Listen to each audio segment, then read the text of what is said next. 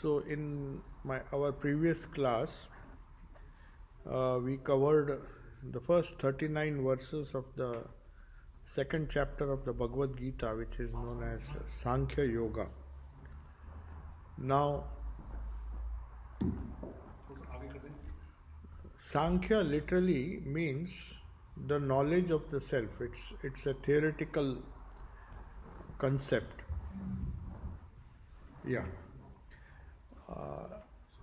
Sankhya means the theoretical knowledge of the self.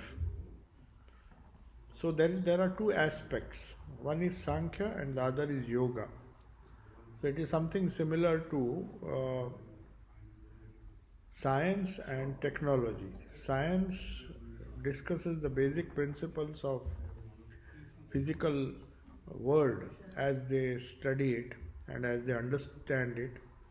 They formulate certain theories and some experimental verification is done on the hypotheses that are proposed, and finally you come to some conclusion and then you formulate them as theories, and they are accepted and they are verified by something, a subject or a science known as technology. Technology verifies the fundamental principles of science.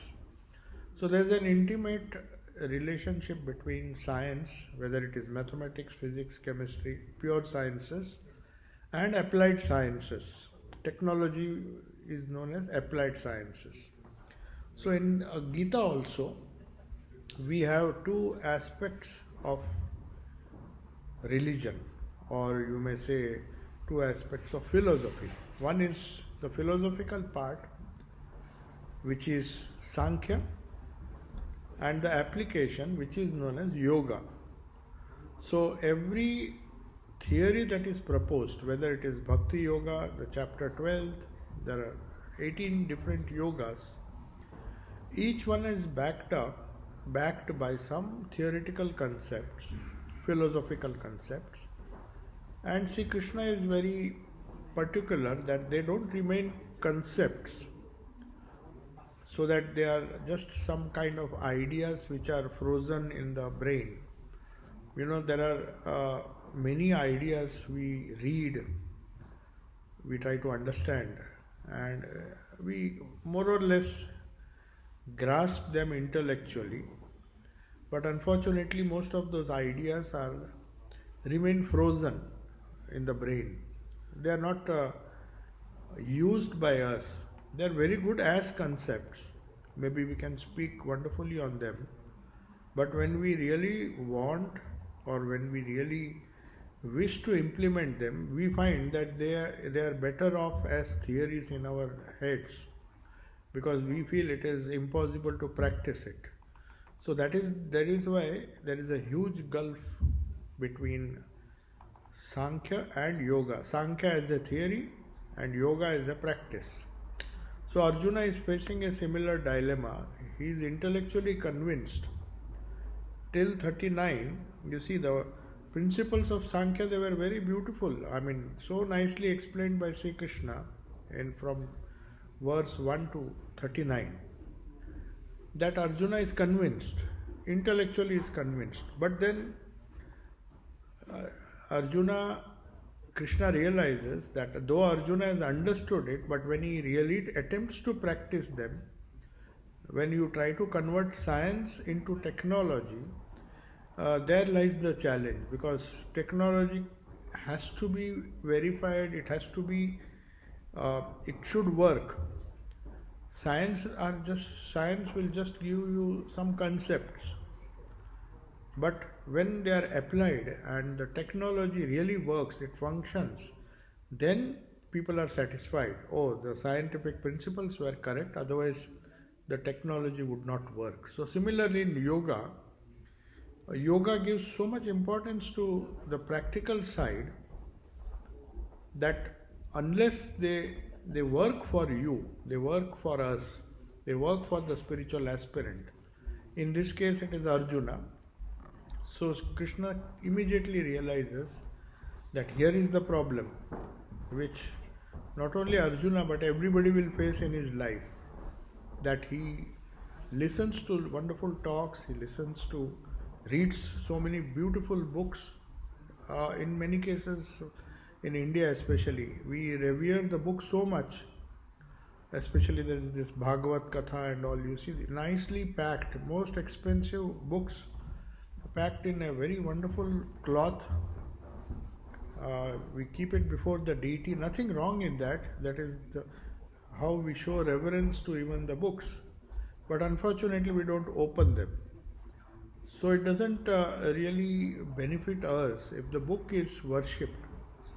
And science which is inside them, inside those books, contained in those books and explained maybe beautifully by somebody who expounds them, and people appreciate that, that has its own value, just as physical sciences, pure sciences have their own value. That's why they are studied. But at the same time, unless it is proven in actual life situations, real life situations, by the process, by the technology of yoga, it is not accepted. So, Sri Krishna in this verse number 39, he says, Esha means this to you, all these verses, 38 verses which I have explained. Esha te abhihita sankhye. Abhihita means that which has been declared by me or explained by me in these first 38 verses. Buddhi yoge tu imam shrunu. You listen to it with a special faculty known as buddhi. Now this is a very important thing, because to understand intellectually you don't really need buddhi. To understand, to experience it in one's own life and to understand it in depth, so that you can implement the Sankhya as yoga, you need buddhi. So that is why he is saying in this yoga, this is wisdom, buddhi.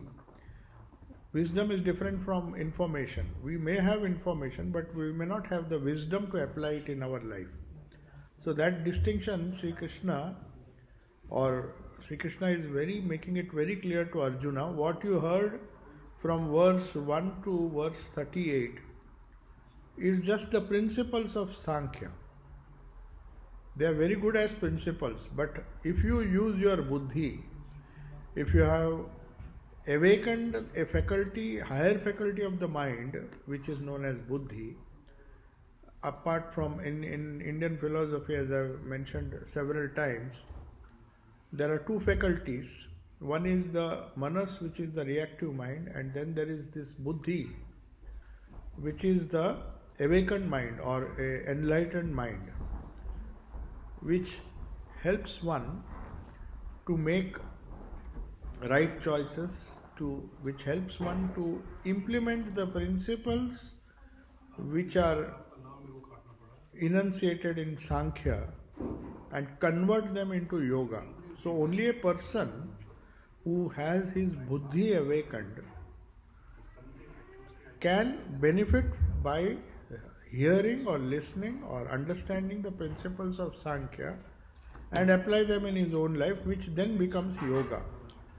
So the whole chapter Sankhya Yoga, after verse 38, Sri Krishna feels that now I should focus more on the practical side of what I have theoretically explained. And Arjuna has been nodding his head all the time, and he is convinced also, but he has so many doubts.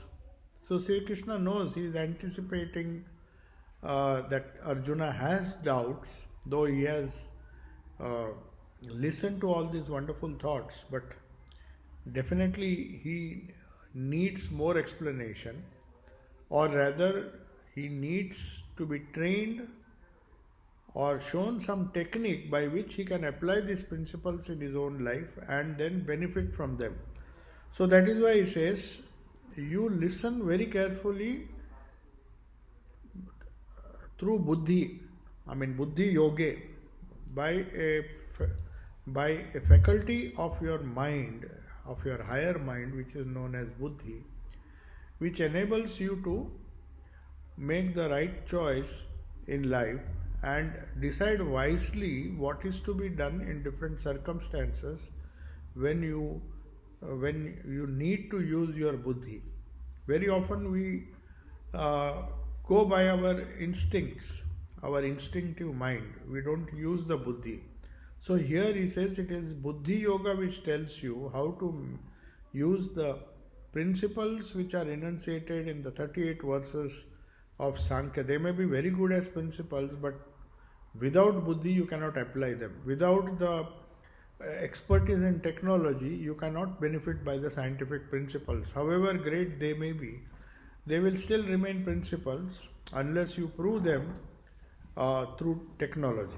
So, he says, endowed with this buddhi yoga, buddhya yuktaha, if you have somehow managed to awaken the buddhi, then with that wisdom, buddhya yukta yaya, through which, O Partha, karma bandham prahasyasi, the difficult situation in which you are finding yourself now because of the bondage of karma.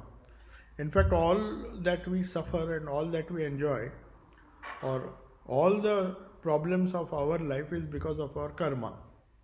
Not just karma, the bondage of karma. Karma by itself does not bind you. It's the bondage because of the wrong, because the karma has not been done the way it should be. It has not been done by the use of proper yoga. It is karma bhoga rather than karma yoga. Because of that, karma bandha comes. Karma bandhana. Karma bandhana comes because karma has not been practiced as a yoga. So that is why he says from verse 1 to 38, you will find that Sri Krishna is enunciating the principles of Sankhya, which now he feels should be applied in Arjuna's life or in everybody's life. Through the medium of Arjuna he is trying to tell the world, which will help to break the bondage of karma. So now this theory, difference between theory and practice, has been explained. Now Arjuna, because he is still attached to the world and he is seeing a war which will result in destruction of everything that one holds dear, the property, the kingdom, near and dear ones. So he sees, even before the battle, he is seeing or anticipating the consequences of war, which will destroy everything that we hold dear. It has the capacity, the potential to destroy everything. So he thinks this wonderful knowledge which Sri Krishna has given him, the wonderful knowledge of Sankhya, which has convinced him. He is a very intelligent disciple, Arjuna. So he is convinced and he thinks this is a wonderful philosophy. But Krishna says, just wait a minute. I have just given you these, explained to you these principles, but if they are not used and utilized and converted into with your buddhi, buddhya yuktaha, with the help of your higher faculty of intuition or buddhi, if you do not implement it, then your karma bandha, your bondage of karma will not be removed. Now, anticipating the question, which Arjuna would have asked, but Sri Krishna reads his mind and says that don't think the knowledge that I am going to give you, the knowledge of Sankhya and also the yoga, the practical aspect of Sankhya which I am going to explain. The rest of the chapter from 39, verse 39 onwards till the end of 72 verse number 72. It's all applications. It's an application of the Sankhya principles which have been named as yoga. So Sankhya and applied Sankhya, which is yoga. So together they become Sankhya Yoga.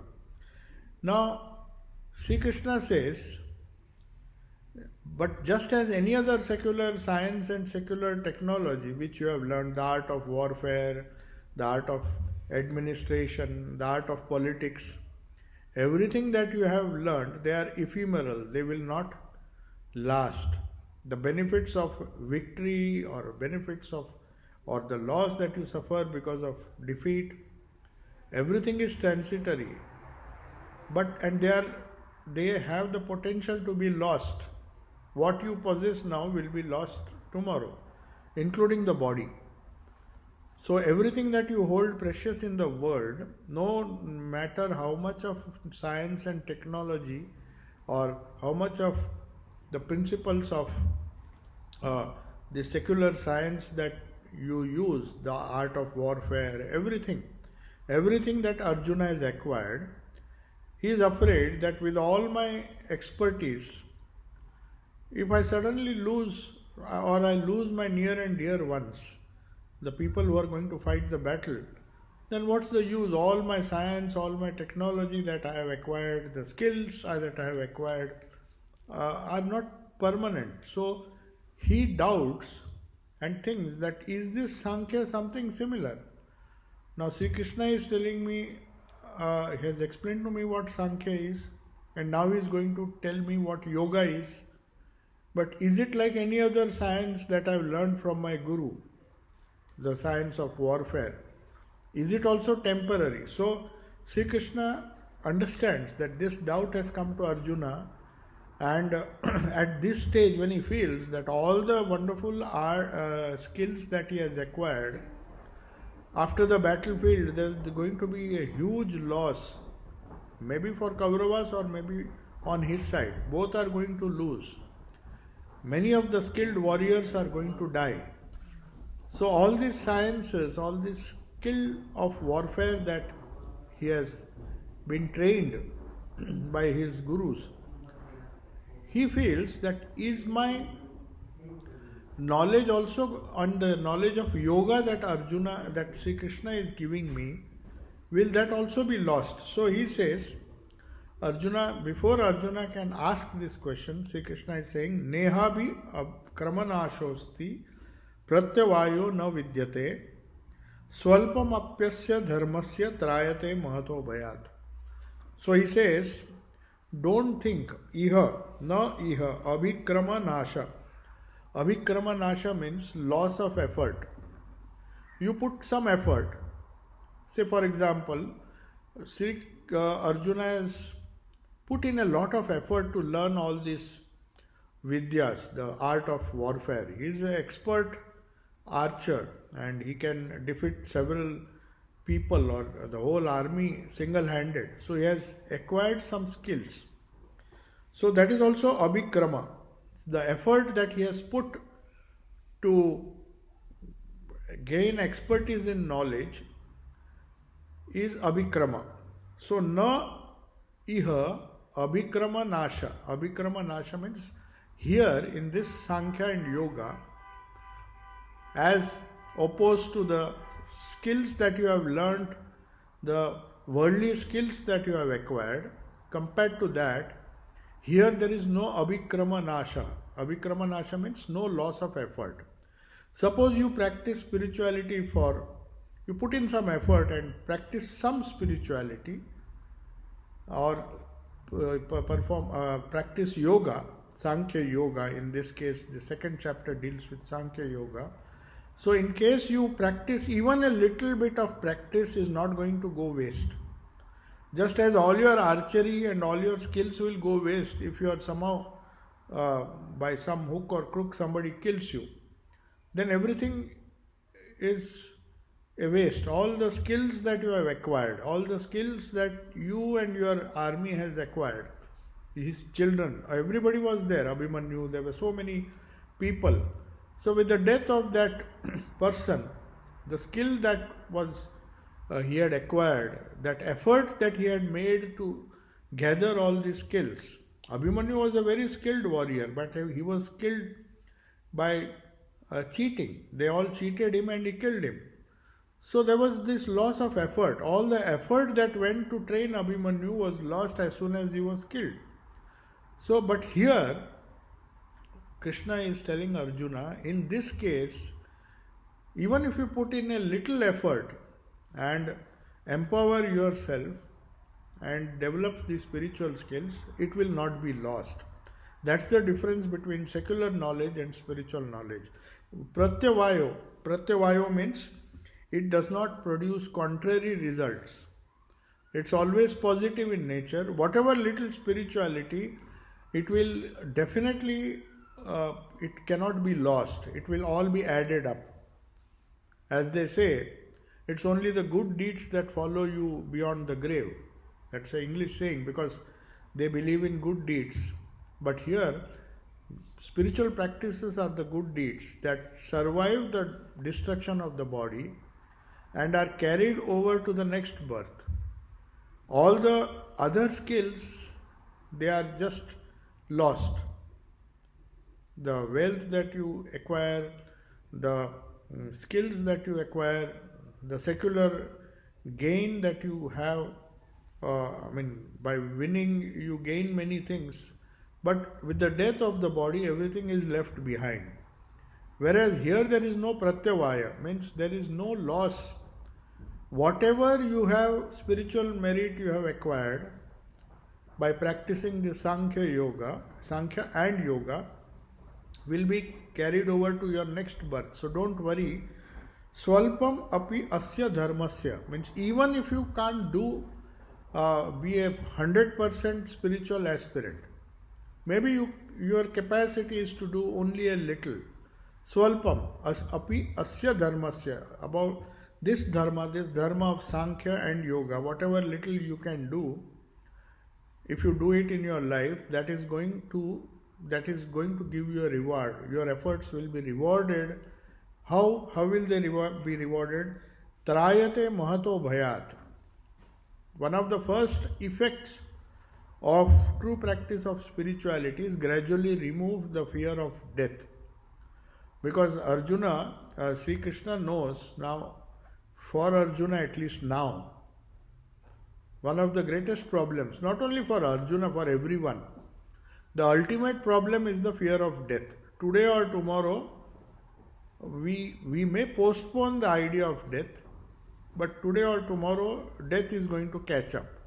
So behind all our little worries, little anxieties, as Swami Vivekananda said, behind every one of our fears is the great fear of death, though we do not accept it right now.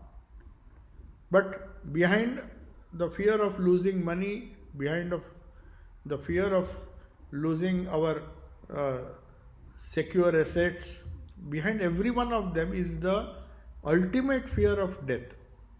That is why he says it removes all the fears, especially trayate mahato bhayat, protects one from great fear. And that fear is the fear of death, because that is the mother of all fears. All other fears are secondary, or they are less important, or they have their origin in this fear of death. So at least, even if you follow a little of this dharma, the more you follow, the better. The lesser you fear the consequence of your actions and the consequence of the results of the battle which you are going to be engaged in. You may win, you may lose. Whatever happens, it will remove all the fears, the anxieties. So Sri Krishna says there is no loss of effort. So don't worry even if you cannot do it on a full-time basis. Even if you do this Sankhya Yoga, this dharma means Swalpam api, very little of this dharma also can remove so many fears and anxieties in your life. So, but how do we do it? It will remove the fears provided you have converted this Sankhya into Yoga. That is the main point here. He is now saying, he is explaining to Arjuna, it is not enough if you know Sankhya, it is very important and pertinent that you know the yoga to convert this Sankhya into Sankhya Yoga. So, what is the way? So, the way is Buddhi Yoga, as he mentioned in the previous verse, but in verse 41 he explains it further. What is meant by Buddhi? What is meant by this particular faculty of the mind, higher faculty of the mind, which is known as Buddhi? So he says, Vyavasayatmika Buddhi Ekeha Kurunandana Bahushaka hi Anantascha Buddhya Avyavasayinam. Means Avyavasayina means of people. I'll start with the last word, Avyavasayinam. Vyavasaya means, actually it means business, but in a gross way. But Avyavasayinam means one who is very whimsical, who does not settle down and focus on one particular thing, like one particular business. He is a jack of all trades. He's not a master of one particular trade, but mind is so irresolute. There's absolutely no resolution, no fixed focus in his life. He's just whiling away his life. So, avyavasayinam means that. So, vyavasayatmika buddhi. Opposed to that, there is a buddhi which is known as vyavasayatmika buddhi. One-pointed buddhi. Vyavasayatmika in this case, Shankaracharya explains, it is that buddhi which makes you focus your mind on whatever task you have undertaken. It refers to the spiritual task actually, but even for performing our normal tasks with skill. Skill implies that you do things with concentration, with full focus. So, buddhi in this case, vyavasayatmika buddhi means anything, any action or any endeavor which is done with a lot of firmness of mind and determination. That is the idea. Buddhi here means doing anything with full-fledged attention. Whatever we do, we put our whole mind and soul into it. That is known as vyavasayatmika buddhi. So one-pointed determination, ekeha, eka iha. Because it is one-pointed, it is vyavasayatmika. And because it is vyavasayatmika, it is one-pointed. Kurunandana, joy of the Kurus. That is how he addresses Kurunandana. He addresses Arjuna by that name. Bahushakha means many branched. He, Anantaha means endless. For a person who is not vyavasayatmika, who doesn't have this vyavasayatmika buddhi, his mind is irresolute, he is full of many branched. His mind is wandering so much that he has no focus in life. He cannot do anything perfectly because he cannot focus his mind. His mind is not having that kind of one-pointedness, that firmness which is required to succeed in any endeavor. So that vyavasayatmika buddhi is required even in spiritual pursuit. It's not just to learn archery or to learn any skill you need. Obviously you need that even to succeed in some worldly skill. You need vyavasayatmika buddhi, but here is referring to that buddhi which makes your goal in life clear, very clear. The yoga part of Sankhya, or the Sankhya which leads to yoga, that can be acquired by if you have that vyavasayatmika buddhi. By your mind, by your mental skill, you may understand what I am saying, but to practice it, you need to meditate, you need to focus, you need to dive deep into the thought. Like you start with Shravana, you hear, Then you do manana, you try to understand what is being said, organize it, try to reason logically. And after doing that, you have to do nididhyasana, that is, settle down and develop this vyavasayatmika buddhi with which you can go deep into the philosophy or the philosophy of, in this case, it is Sankhya and Yoga. So the Yoga comes when you have that vyavasayatmika buddhi. Then that knowledge is going to help you. And even a little bit of that knowledge, he is telling Arjuna, don't worry, even if you are not able to fully make your, fully awaken your buddhi, even partially awakened buddhi will remove lot of fear. And that is what happens. Arjuna is again ready to fight.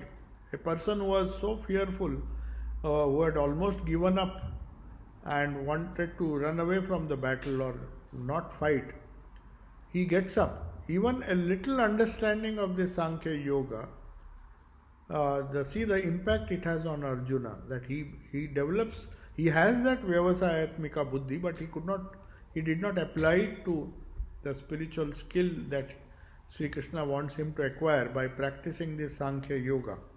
So the decisions of the infirm or irresolute, how do we recognize a person who has a vyavasayatmika buddhi against or avyavasayinam? Who are the avyavasayinam? Who are they? Their minds you can easily distinguish between a person with firmness and one-pointed devotion or one-pointed concentration, and another person whose mind is so restless that his mind in a period of time, he will have many irresolute thoughts. He cannot focus on one particular thing. His mind is always wandering. So his decisions are also likely to be wavered. Just as his mind is wavered, a decision taken by a mind which is always oscillating and changing is going to land himself and others into trouble. So that's why he says, most of the people, whether you want to gain success in worldly life, worldly skills or spiritual life, this vyavasayatmika, one-pointed mind is emphasized. So Sri Krishna knows that Arjuna has this vyavasayatmika buddhi, but it has been applied because he tested this buddhi. When Dronacharya asked Arjuna, his one-pointedness of mind was proved even while he was a student. When he told all his disciples to shoot, and there was a bird there, and the eye of the bird, he said, you have to shoot in such a way that it hits the eye of the bird.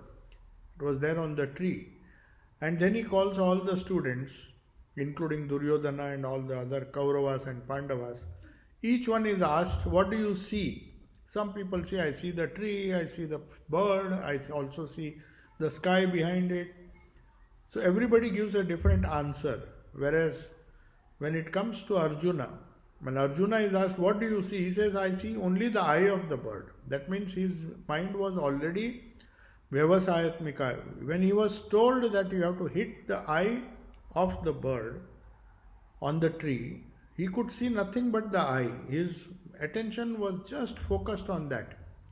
His mind was not branched. He would not see other things at all. So Sri Krishna knows. So that's why he says in this case that you need that same vyavasayatmika buddhi when you practice the principles of Sankhya that I have told. When you want to if you want to convert it into yoga and make it useful. I remember that Jagdish Chandra Bose, who was a great biologist and botanist. So he did a lot of research and he found that plants also respond to stimulus. They feel heat, they feel cold, obviously they feel it. These are physical parameters which will impact any living being. But he said they also respond to emotions. If you love them, they also respond. Then somebody asked him, how can you prove that? How do you think? In fact, there is this famous uh, person who got Nobel Prize for Peace, Norman Borlaug, who along with this recently Dr. Swaminathan was given this Bharat Ratna. Both of them together they worked on a project, the Green Revolution, which started in Punjab and then spread to all parts of India. So they were the pioneers. It is said that this Norman Borlaug, who worked in the deserts of Mexico, where he did his experiments on developing a variety of wheat which grows with less water, and that revolutionized the whole bread basket, or the wheat basket as it is known. The whole of Punjab and then later on the whole of India adopted that research, that benefit of research was seen. So Norman Borlaug was given Nobel Prize for Peace, because agriculture, that field they don't give Nobel Prize. There's Nobel Prize for physics, chemistry, mathematics, but chemistry and other subjects, but not agriculture. So they wanted to give him because of his tremendous contribution in saving almost 1/3 of humanity from hunger. So he was asked, and he persisted. If you see how he developed that drought resistant wheat in the deserts of Mexico. In the Mexican desert, everybody thought he is a madman. Said almost everybody gave up. He said, you are just wasting your time. There no results are seen. And they even stopped the funding. It's only because of the Rockefeller Foundation that his research continued. He worked 18 years very hard. He worked very hard to develop that wheat. He had a peculiar way of doing research. Every day in the evening, he used to go to the plants, the wheat plants, where he was doing his experiments, and he used to speak to them very lovingly. He used to, as if they are human beings. And he believed that they will respond. If you just treat them as human beings, they also respond. So similarly, Jagdish Chandra Bose also, when he was asked, how do you come to this conclusion? Because he did his experiments in his own way, and he showed that even plants respond to emotions. If you scold them, if you treat them with love, they grow in a different way. And he wanted to experimentally prove it. So he gave this fundamental principle of Vyavasayatmika Buddhi there when he said, he was asked, how do you come to this conclusion and how do you make them respond? He said, to know everything about the plant, all I do is I focus my mind so intensely on the plant that during that time when I'm focusing on my research, I become one with the plant. I don't see myself as different. The plant is so dear to me. It's just like loving the Bhakti Yoga. They say Radha, when Krishna was not there, when he left Vrindavan, she became so possessed with the idea, with everything that Sri Krishna did. The tree reminded her of Krishna, the Yamuna, black Yamuna waters, the dark Yamuna waters reminded him of Krishna. So wherever she went, she was reminded of Krishna, because her buddhi was Vyavasayatmika, it was one-pointed. Apart from Krishna, there was nothing else in her life. So this is the secret which Arjuna is being told by Sri Krishna when he says, as Jagdish Chandra Bose said, I know it because I become mentally one with that plant. It may be just it may not react as human beings react, but I know when I deeply focus and get emotionally attached to that plant, or even the dog. We have many instances where animals respond much better than human beings to human beings. They may be animals, but they their sensitivities. We know about Swami Vivekananda's dog who refused to eat. In fact, no matter how much they told him, he was so sad when he saw Swamiji passed away. His name was Bhagha. So all the monastics were surprised that he refused to live. He just sat outside the room of where Swami Vivekananda passed away, thinking that he is still alive. And he would refuse to eat anything, drink anything. So they thought perhaps he is so much attached to Swami Vivekananda that his death has come as a shock. So let us physically take him, and they even took him by boat and kept him in one devotee's house in Calcutta. And he was there, but afterwards they found suddenly escaped from that house and somehow jumped into the boat which was coming to Belur Mutt, and he came and he was found. Next evening he was found outside the door of Vivekananda. And then they say he died because he refused to eat, refused to drink anything. And he lived for a few days, and then he was buried along. Even if you go to Belur Mutt now, next to the Swami Vivekananda's temple is a small bale tree under which he was buried. So this Vyavasayatmika Buddhi, or this intense attachment, that is how Sankhya becomes yoga. So all the communion that we have with our Ishta, same is the case in Bhakti Yoga, in Bhakti. What we do is, our Vyavasayatmika, whether it is Sankhya Yoga or all the yogas that we will discuss now afterwards, they are all based on the same principle. How much of yearning, how much of spiritual yearning, how much of focus. So that is a universal formula for success, but if it is applied in the secular world, you get secular benefits or worldly benefit. But if you apply it in the spiritual field, you get spiritual enlightenment. So that's why he says this one-pointedness. Sri Ramakrishna in his gospel gives a wonderful example how to practice this one-pointedness. He was very good at giving examples from our day-to-day life. He said, no matter how much we are busy with many things, naturally when you are dealing with 100 things in a day, you cannot have a Vyavasayatmika Buddhi. So somebody asked him, see, we are busy people, it's good for you to say you should focus on the self within or the Ishta within, because you are a full-time spiritual aspirant. But what about us? We have so many duties. We can't have this one-pointed mind, then we cannot put our mind to other things. So Sri Ramakrishna says, he gives a wonderful example.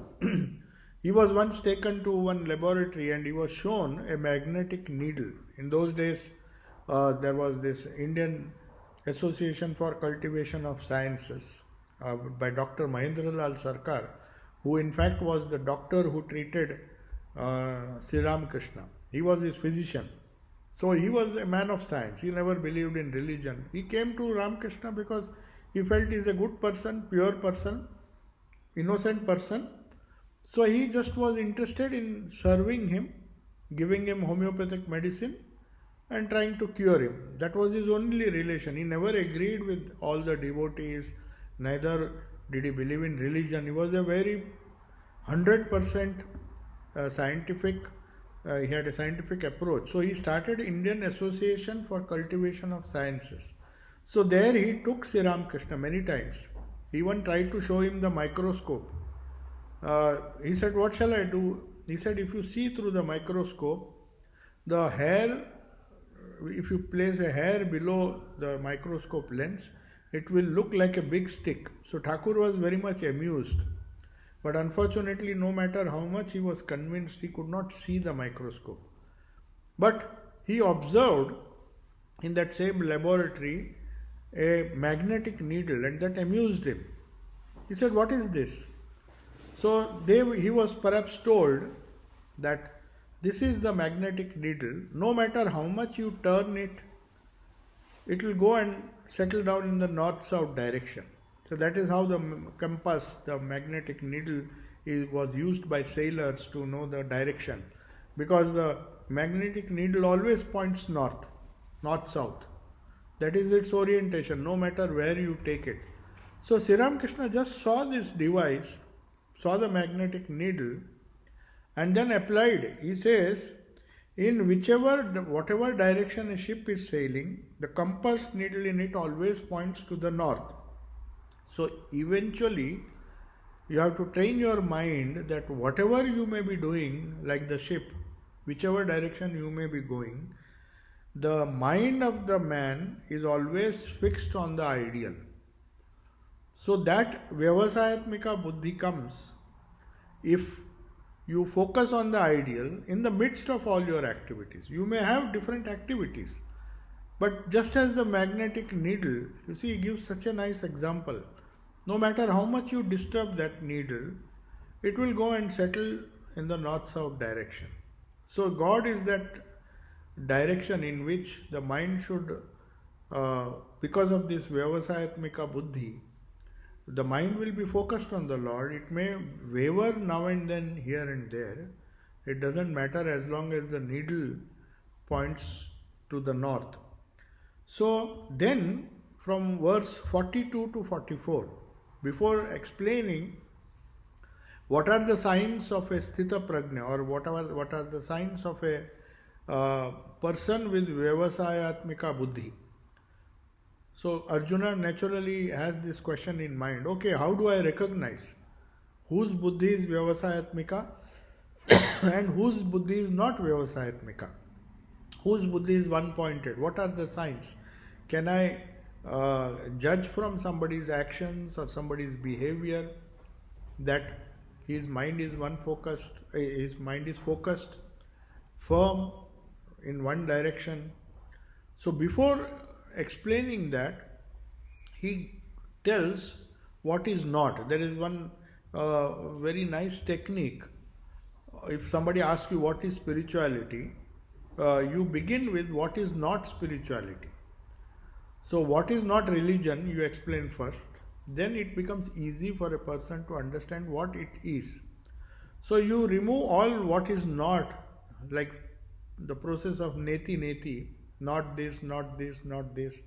Then only iti remains, only the Brahman remains. That's the path of knowledge.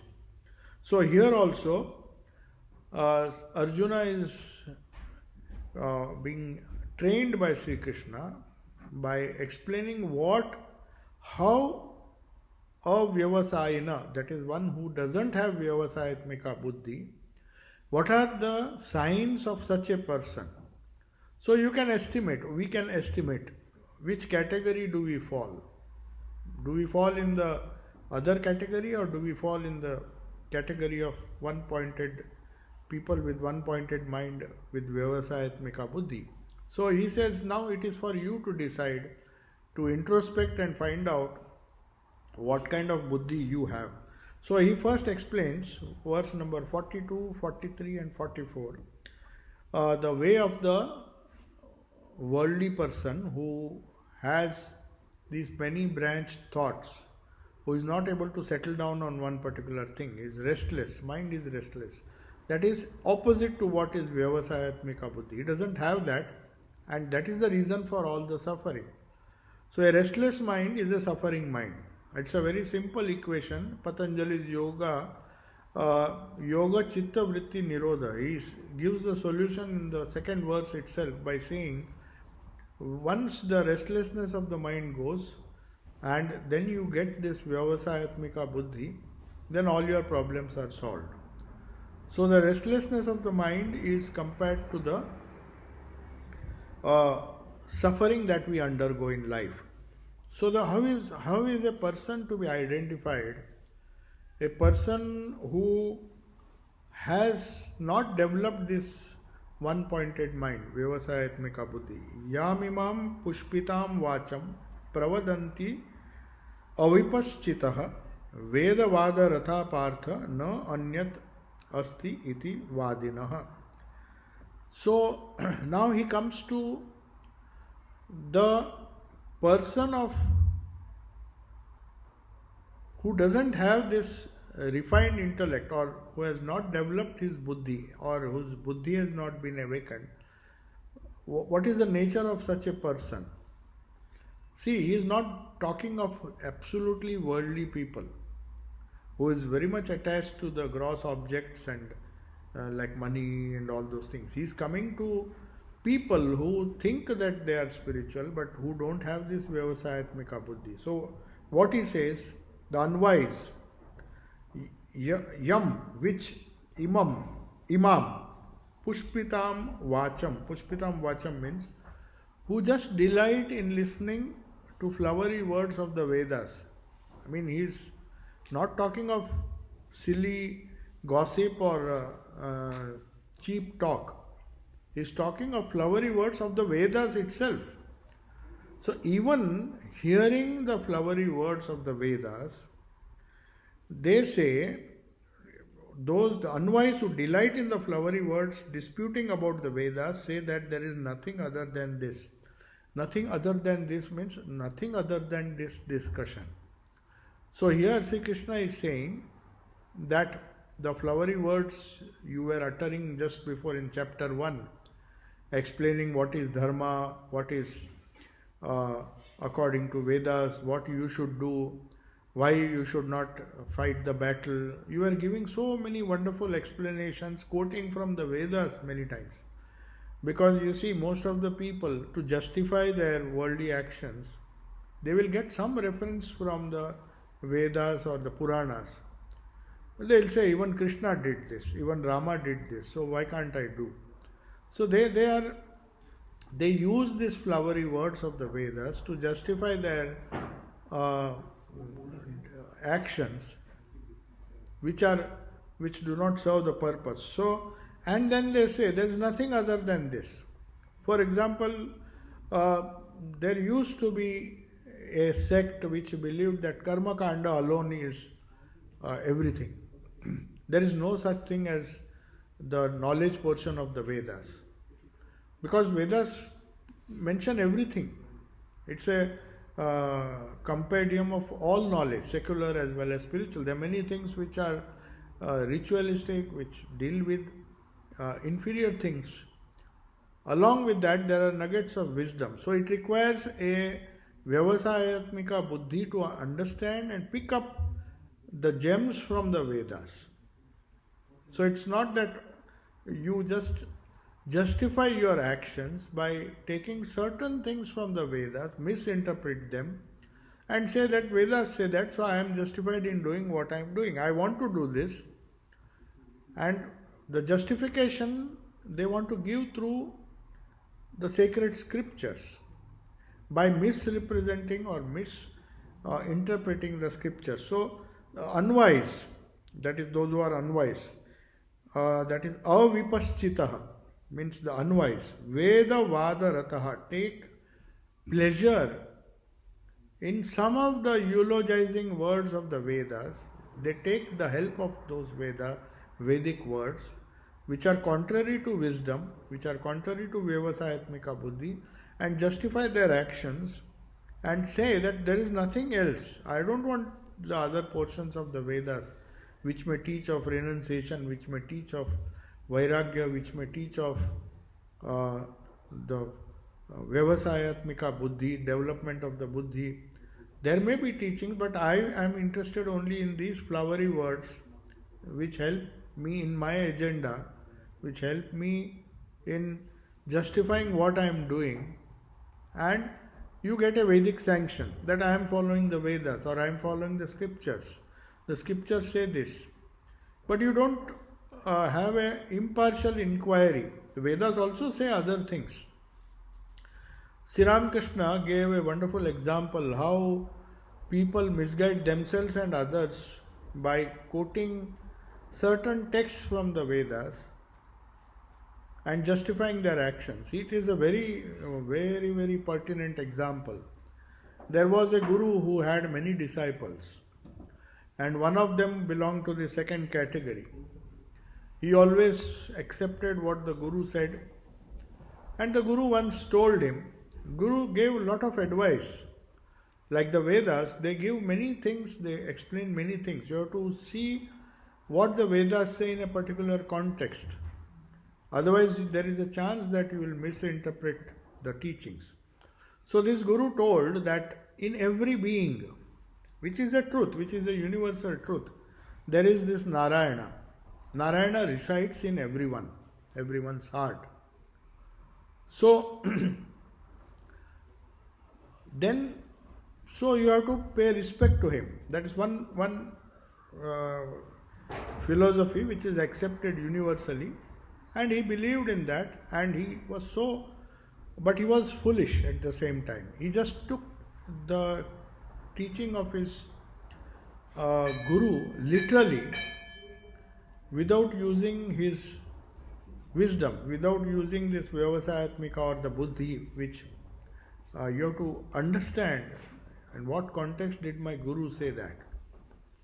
So he said there is Narayana in every being, okay, fine. So there was a mad elephant coming. So it's such a nice example. A mad elephant was walking, and suddenly when everybody ran away, the Mahut who was sitting he was worried that this elephant will go and trample everyone. So he was shouting loudly, please move away. It's a dangerous, yes, the elephant has gone mad. So you please run away, please run away. Now this disciple of that Guru, he thought, only a few days ago my Guru told me that there is this Narayana in every being. So definitely in the elephant also there is this Narayana. So he just stood in front. He said, I don't care, because after all there is God in him. And then the Mahut was shouting, just move away, he will crush you. And the inevitable happened. The elephant took him, grabbed him by the trunk and threw him, and he lost consciousness. But somehow he did not die. And then the elephant went its way. All the time the Mahut was shouting to everyone to move away. Then this person, this brahmachari or the student, somehow they revived him and then brought him to the Guru, and then the Guru asked him, why did you do this foolish thing? Why did you not move away? This is what Sri Krishna is referring to. The flowery words of the Vedas, no doubt his Guru had said that there is Narayana in everyone. So that logically he was correct, that there is Narayana in the elephant, so why should I move? But the Guru said, but I told you that there is Narayana in everyone. But then, if you had believed that and if you had used your buddhi, you would have heard the Mahut Narayana who was telling you to go away, move away. Why did you not listen to him? You are listening, you are considering that elephant to be a Narayana, but there is that Mahut again. In the Mahut also there is Narayana. If there is Narayana in everyone, so you have to listen to the Mahut Narayana. It's a tremendous, it may be a simple story, but what Sri Ramakrishna said is that even to understand the scriptures, to understand the true import of what Bhagavan Sri Krishna says in the Gita, we have to have our own buddhi awakened. We should have that Vyavasayatmika buddhi which enables us to distinguish between right and wrong, use our wisdom where it is necessary and not just blindly follow the flowery words of the Vedas. So he says, the unwise, that is the foolish people, delight in the flowery words disputing about the Vedas and say that there is nothing other than this. Then there are some others. This is one example of how philosophy is misunderstood and people make mistakes. There is one more verse we'll just discuss and then we'll conclude. There is another category of people. Kamatmanah swargapara janma karma phala pradam kriya vishesha bahulam bhogaishwarya gatim prati. There are some people, kamatmanam, full of desires, either to enjoy these desires here or after death in heaven. So Swarga Paraha, for them enjoyment here and enjoyment hereafter in Swarga is the goal. So Janma Karma Phala Pradam, leading to new births. These people are born again and again to exhaust their karmas.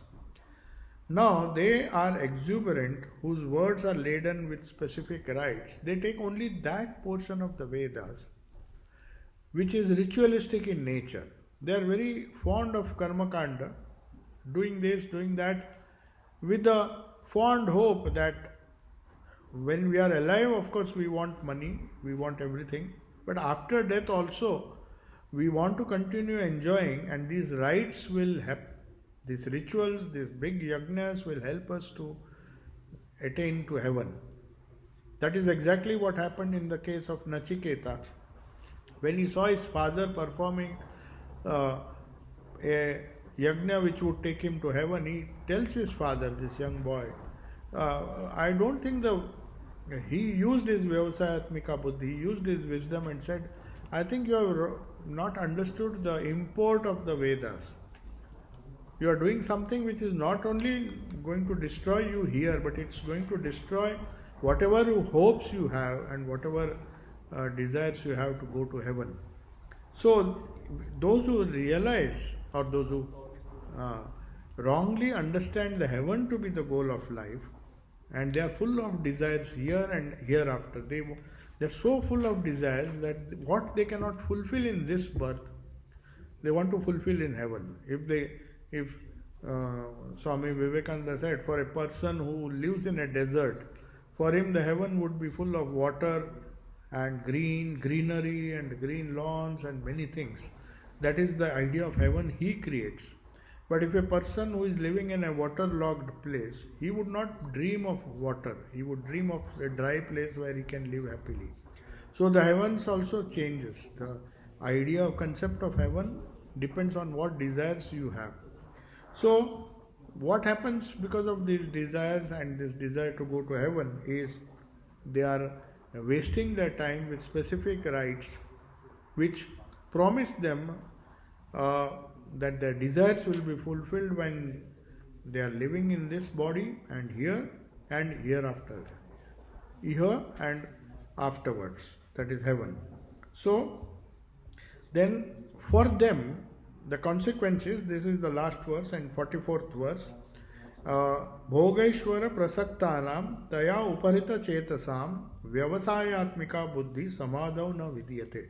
So what happens for such people, because of these various and vain desires and wrong interpretation of the Vedas, even the Vedas and the great scriptures, there is no fixity of mind. So one clear indication of a loss of buddhi or a lack of buddhi in our day-to-day dealing, in our understanding of our scriptures, is there is no fixity of mind. Their minds are many branched. For them who cling to pleasure and power and whose discrimination is stolen away, that is what it says.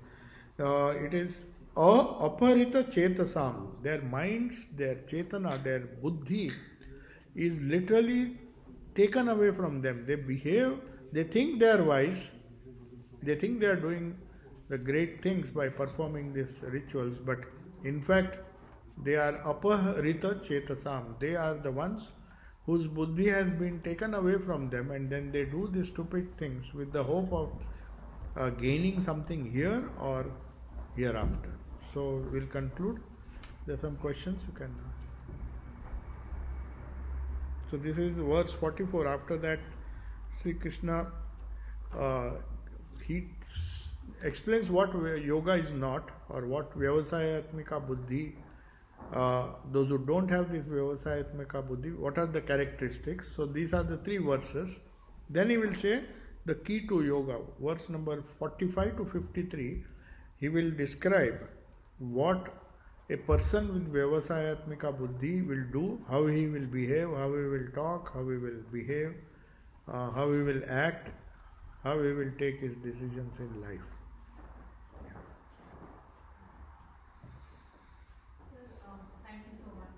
So just in the beginning you mentioned to break the bondage of karma. Karma, yes. Yeah, Yes. I mean, Bondage of karma means anything. See, the law of karma is such a scientific, wonderful law that Jains, Buddhists, and Hindus, their whole philosophy. In fact, for Buddhists, even the existence of God is not so important as the law of karma, because they feel that the only scientific thing in religion is, or spirituality is, that every effect has a cause. It's a very scientific law. If there is an effect, there is a cause behind it. No effect can be had without a cause. So you are, whatever karma you do, with whatever intention you do, it, if it is not done properly, if it is not done as a yoga, that is what the whole Gita is all about. It's basically about karma yoga. We'll come to that third and fourth chapter. You will find how karma should be done so that it does not bind you. So Arjuna is being taught this very slowly. After Sankhya Yoga, he will explain what karma yoga is. That buddhi, that wisdom, which helps you to break the bondage, karma bandhana, that is in the verse which you are referring to. He says you will be free from that bandhana. You will still do karma, but you do it in such a way that it will not bind you. It will not cause further bondage. Bondage means when you do karma, good or bad, with some kind of attachment to that, you reap its results. If you do good karma, it's a very simple law. You do good things, you have to come to enjoy the fruits of that. So you do good to someone, maybe it does not fructify immediately, because there are three types of karma. Some karmas are stored in the consciousness. They do not become prarabdha immediately. Prarabdha karma means that which has started giving results. So sometimes you are enjoying the prarabdha karma of some past life where you have done some good deeds, and you suddenly find that you have done nothing to deserve, maybe somebody inherits a wealth where he did not deserve. So it is not that it has no cause. He has not got it by chance. He has got it, he has earned it in some previous life. So that law of karma, it binds a human being. So Arjuna says, Sri Krishna tells Arjuna that if you want to get rid of this, because this is never ending. You do bad deeds, you suffer, you do good deeds, you enjoy suffering, enjoying it goes on, and the cycle never ends. So at some stage of life, you feel that this is the bondage, even the good karma. So once the purpose of good karma is to negate the influence of the bad karma of the past. But once that is done, a person whose buddhi has been awakened, he feels that whatever I do, this bondage is responsible for my suffering. So that is what is meant, karma bandhana.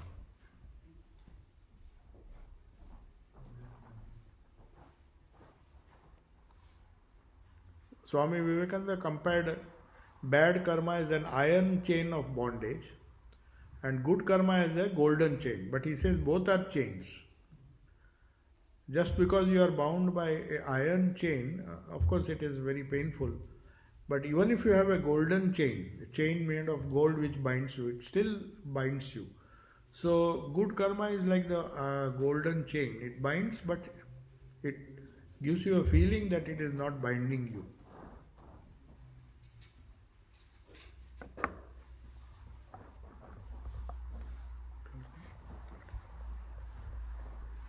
Shall we conclude? Om Shanti Shanti Shanti Harihi Om Tat Sat Shri Ramakrishna Arpanamastu.